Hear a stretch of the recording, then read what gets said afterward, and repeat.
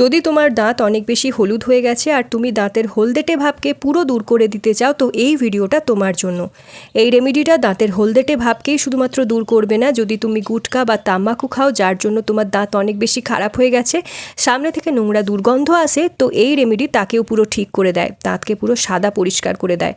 দাঁতের যে নোংরা ময়লা কালো পরত জমা হয় তাকেও খতম করে। দাঁতের যন্ত্রণা হচ্ছে কিংবা দাঁতে পোকা লাগার কারণে দাঁত ভেঙে যাচ্ছে, তো এই রেমেডি তাকেও কমপ্লিটলি বন্ধ করে দেয় আর সেই সব পোকামাকড়কে মেরে দেয় যার জন্য দাঁত খারাপ হচ্ছে, দাঁতকে একদম সাদা মুক্তোর মতো ঝকঝকে করে।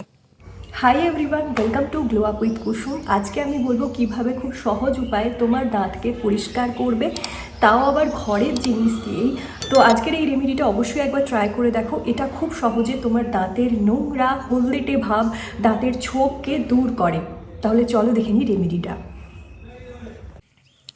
এই রেমেডিটা প্রিপেয়ার করার জন্য আমরা অর্ধেক চামচের কম হলুদ নেব। তোমরা এখানে মার্কেটওয়ালা হলুদ যে হয় সেগুলোর ব্যবহার করতে পারো, কিন্তু তার থেকে অনেক বেশি বেনিফিশিয়াল হয় যে গাছের গাঁটওয়ালা শুদ্ধ হলুদ হয় সেই হলুদ। কিন্তু যদি কোনো অপশান না থাকে তাহলে মার্কেটওয়ালা হলুদ নিতে পারো। হলুদে কারকিউমিন কম্পাউন্ড পাওয়া যায়, যাতে antibacterial, anti inflammatory, antifungal, antiseptic গুণাগুণ পাওয়া যায়।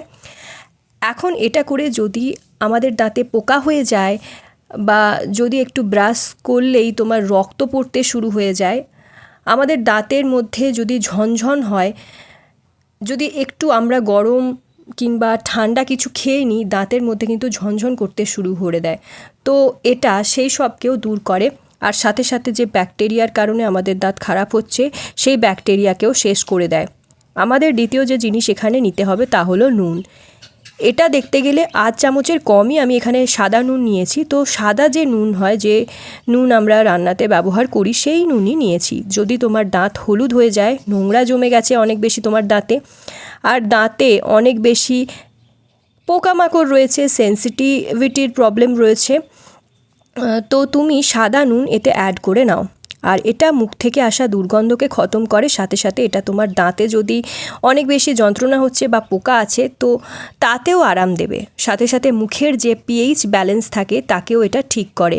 নেক্সট এখানে আমি নিয়েছি লেবুর রস, যা আমরা খাই, আর সেই পাতিলেবুর রস, যে লেবুর রস আমরা খাই সেই পাতিলেবুর রস 8 চামচের মতো বার করে এর সাথে মিশিয়ে নাও।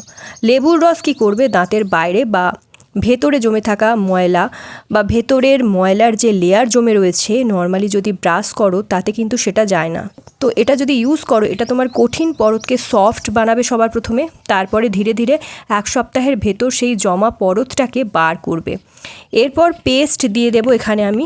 তো সাদা কোলগেটের আমি এখানে ব্যবহার করছি, যে কোনো সাদা কোলগেট নিয়ে নেবে।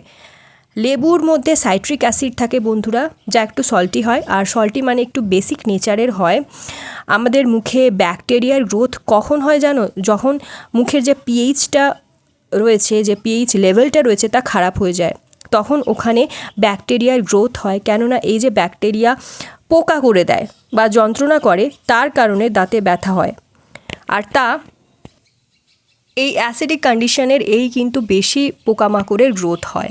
এই জন্য বলা হয় রোজ রাতে খাবার পর কিন্তু দাঁতে ব্রাশ করে তারপরেই শোও, কেননা মুখের মাধ্যমে যে ব্যাকটেরিয়া থাকে তা দাঁতের মধ্যে জমা ময়লাগুলোকে, যা দাঁতের মধ্যে জমা সেই খাবারগুলোকে খায়, আর তখনই কিন্তু আমাদের দাঁতে পোকা হওয়া শুরু হয়।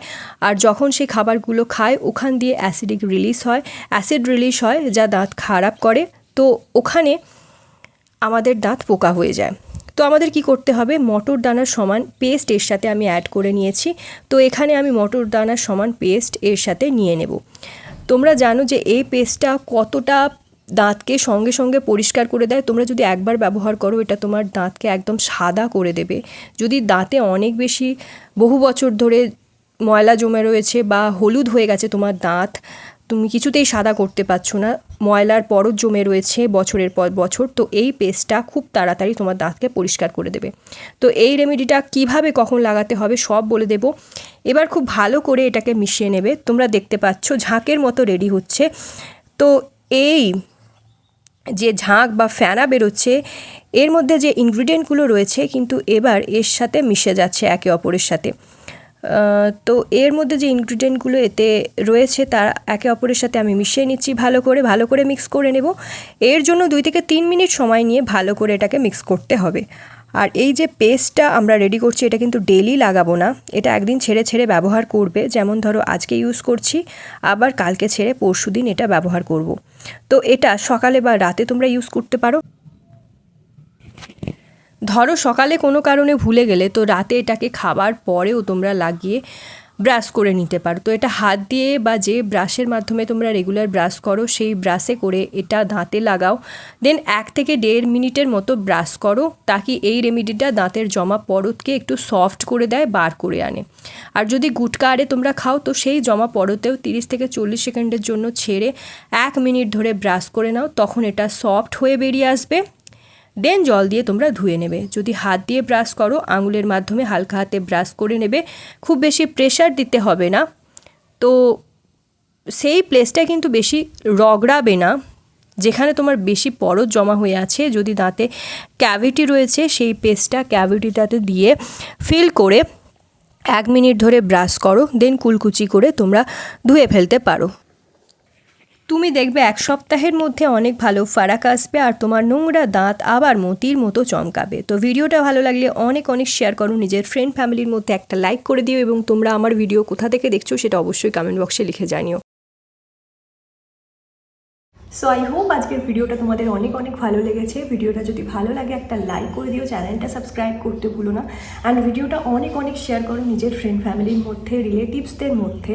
And guys thank you so much, আজকে তোমাদের ভালোবাসায় অ্যান্ড সাপোর্টে আমার চ্যানেলটা এত দূর অবধি পৌঁছেছে, যেটা তোমাদের ভালোবাসা অ্যান্ড সাপোর্ট ছাড়া পসিবল ছিল না। আমি জানি ইন ফিউচারেও তোমরা এতটাই আমাকে ভালোবাসবে, সাপোর্ট করবে। তো থ্যাংক ইউ সো মাচ, আজ তবে এতটাই, টাটা, স্টে টিউনড।